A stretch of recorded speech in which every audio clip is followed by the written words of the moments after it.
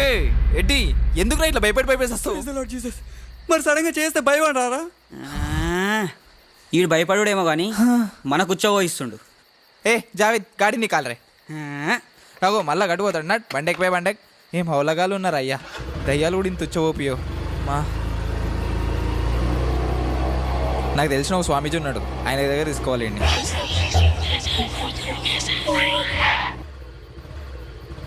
ఏమైందిరా?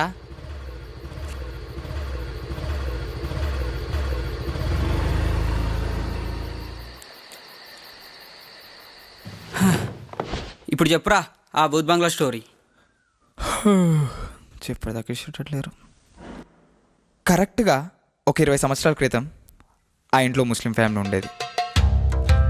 అబ్దుల్, ఫాతిమా, వాళ్ళకిద్దరు పిల్లలు.